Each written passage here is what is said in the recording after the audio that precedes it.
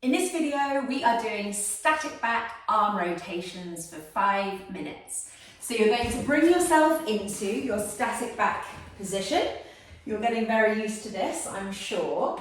And we're going to start with our palms facing up, with our arms more or less level with our shoulders. However, saying that, if you notice that having your arms in this type of position means that your shoulders bunch up round your ears, I want you to take your arms a little bit lower. So the kind of aim here isn't about having your arms super high, it's about where your shoulders are relative to your ears. So if the arms need to come down a bit further, that's absolutely fine. It just lessens the demand on the shoulders and you're going to be more likely to do it well. Keep the legs relaxed, and we're going to put our hands into what I call fin position. So you're going to have them really active and your fingers are going to be really straight and they're going to be pinched together. And you're going to try and drive away from your body with your hands. So you're really just like lengthening through the whole of the arm. And all we're doing in this exercise is a really slow rotation forwards and backwards from the upper arm, the humerus and the shoulder. So watch me here, okay? We're making sure that we're leading this movement from the shoulder, not from the hand. So in a previous exercise, we've done this kind of flipping forwards and backwards of the hand. That's a different movement. Now we're going to do the same type of thing, but we're leading from the shoulder instead. So I'm rolling my shoulders up off the floor into protraction, and then from the upper arm, I'm slowly rotating so that my fins face down, and I'm carrying on the rotation so that my fins, the palms of my hands, face behind me. So at this point in time, my shoulders are in protraction and my arms are in internal rotation, and then we're going to move the whole way back. So the shoulders roll back and down behind, the upper arm follows, and the forearm and the hand follow as well. And I'm making sure that I'm ending up with my hands facing behind me, okay? So this is not just about flipping the palms up and down like this, we're trying to get them really facing like the opposite direction from where they started. I'm going to set the clock here for 5 minutes, off we go. So we're rolling, we can go backwards or forwards to start with, it doesn't really matter. Rolling like this, leading from the shoulders, the shoulders drive up round the floor, off the floor, leading the upper arms inwards and the arms follow. It's a really weird, awkward movement, one that I find really difficult, but it does start getting a little bit easier the more that you do it. So this is really about making sure that we're taking things nice and slowly and focusing on the range of movement that we're doing rather than trying to rush, because if you rush, you're going to be more likely to forget about how far the hand sort of needs to travel. And what you might notice is, over time, that your hands are kind of moving down towards your waist, or perhaps like moving up towards your head, and you just need to reset yourself every now and then. So reset yourself, and as much as possible, you're trying to keep the arms still in terms of moving it up and down. The arm stays still, but it's rotating, so you're trying to kind of stay in this type of parameter like that. But if you lack that rotation through your arm, what you might do instead is move your arm up and down, which is a different range of movement. It's okay, you'll get better over time, but we just need to restore that rotation.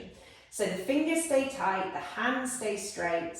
We're slowly, if you're on the same one as me, rolling the shoulders up off the floor into protraction, rounding internally through the upper arms, palms of the hands face down, and then rotating all the way into internal rotation through the shoulder, really making sure that we're kind of keeping the fingers stretched and active, keeping the shoulders off the ground, and then leading from the shoulders, we pull them back, the upper arm rotates, and the lower arm and the hands follow, keeping the fingers pinched together, really making sure that the palms of the hands are facing behind us, because for me that feels like a lovely stretch and kind of release in my upper back chest area.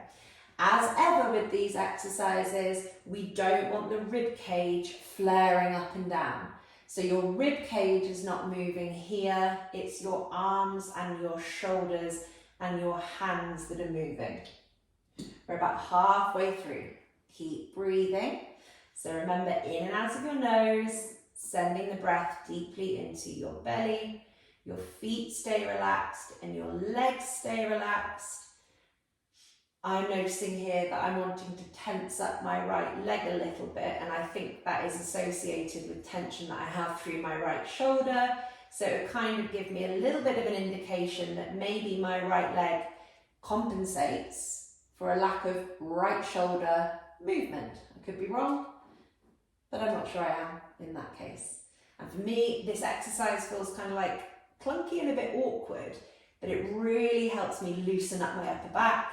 And I like to rearrange my shoulders every now and then to kind of just like pull them behind me slightly.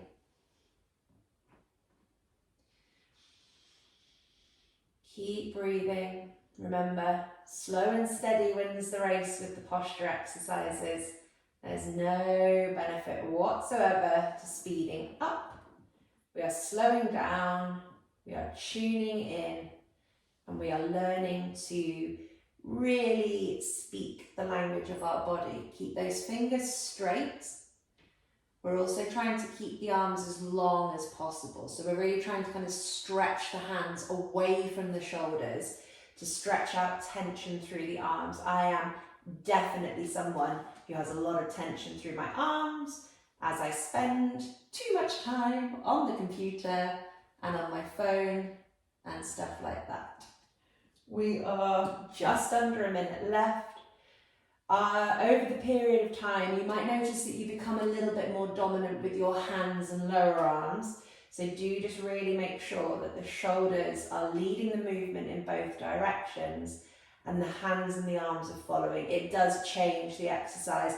I definitely try and dominate with my hands, and then when I really focus on the shoulder leading, it definitely feels like there's more stuff in a kind of positive releasing way going on through my upper back, for sure. Make sure that we're not forgetting about the end range of movement in both directions. And of course, we're going to stop the exercise if it doesn't suit us today. Notice here how my hands are not moving up and down a lot. They are rotating, and to keep resetting, if you do notice that happen, with that awareness that that's probably compensation.